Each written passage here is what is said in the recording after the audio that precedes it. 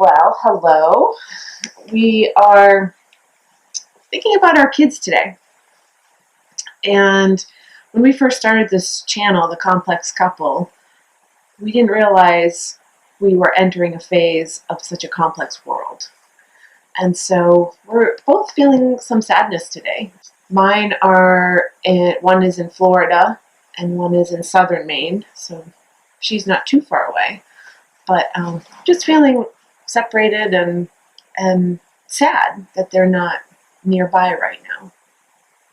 I was thinking recently, or just this morning actually, about, you know, when they were little girls, I could just scoop them up and tell them that everything's going to be okay. I'm getting emotional just thinking about it because I can't do that anymore.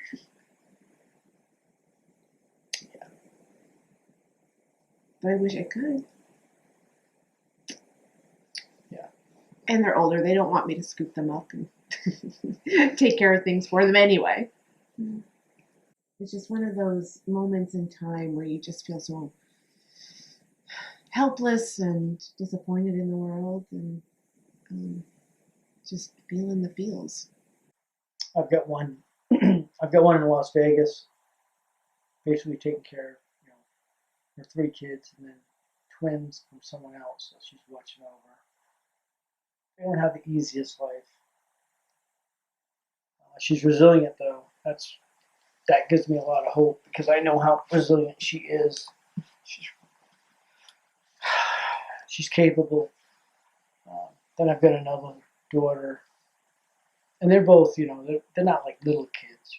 Sierra's I think about 28 now, and Vanessa is 23 or 24, and she's close to her mother, or geographically she's close. She lives with her boyfriend, but you still worry about him. I was thinking about that. We went on a walk today with the Anubis to get him off leash, and I was trying not to think of him actually. I just wanted to kind of walk with a clear head, and it kept popping into my head, and you can't do anything. You can't. I mean, even if I had access to him, would I really want to expose them to me, vice versa? Especially when there's so many dynamics here. Yeah. One group can make another group sick, and so you just kind of got to hope that they're doing what they're supposed to. We're doing what we're supposed to. Yeah. And I think, when I have these moments, I have to kind of bring myself back into what can I do? And so, I mean, with my kids, we have a 3-way text message going just about every day. And then, we check in. I check in by phone or by Zoom. But it's a balance because they don't want to hear from me every day. Mm-hmm. But if I go a couple of days without hearing something, I'll start to get a little bit antsy, a little bit worried. So I might ping them, just say, "Hey, you want to talk?" And they're each mostly alone, and I think in times like this, we just want to be with other people. We want to be together. Something Jennifer said today when we were driving back. We're nervous that our kids could be around people, but on the other hand, we don't want them to be completely alone. I know, exactly. Exactly. One of the sad stories that has been repeated, on the news and through websites is these people that are dying in the hospital.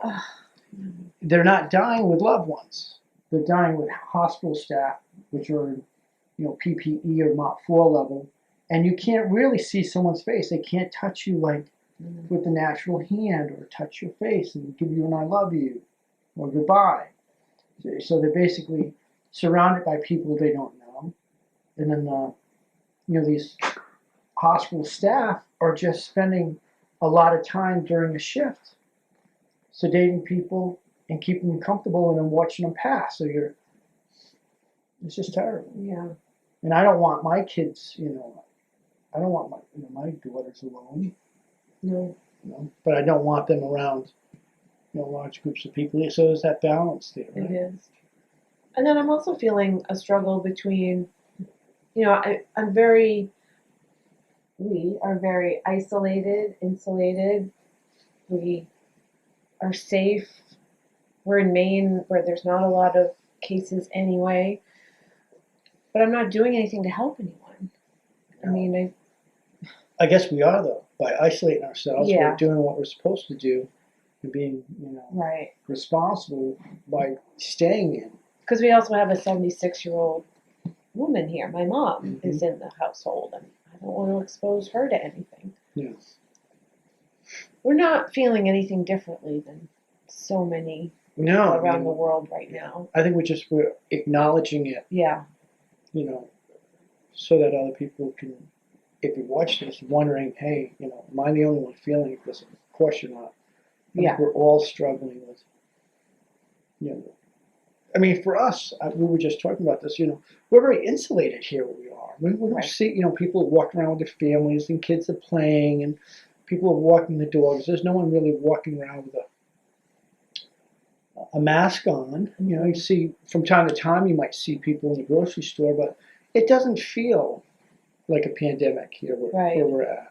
Until you dip your toe into the news and start reading and watching videos and realizing, God damn, we're lucky. Yeah. Holy shit. Mm-hmm.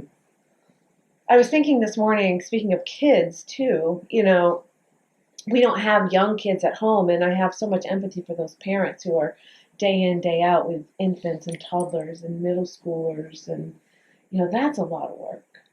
Mm-hmm. I don't know which is worse, but at least they know where their kids are and they can hug them and hold them and take care of them, even though it's exhausting.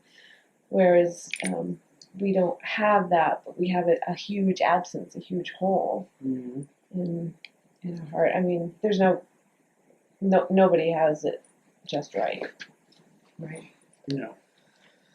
I guess we're definitely on the luckier side. For those that don't know who this is right here, this is Anubis Black. And you can read about him in a blog that my beloved posted a couple of days ago. Well, you wrote it. Well, I wrote it, she refined it, and then she posted it. But this is our, actually, I think my wife is getting a lot closer to the dog than I. He's a good dog. He's a good dog. He's a good dog.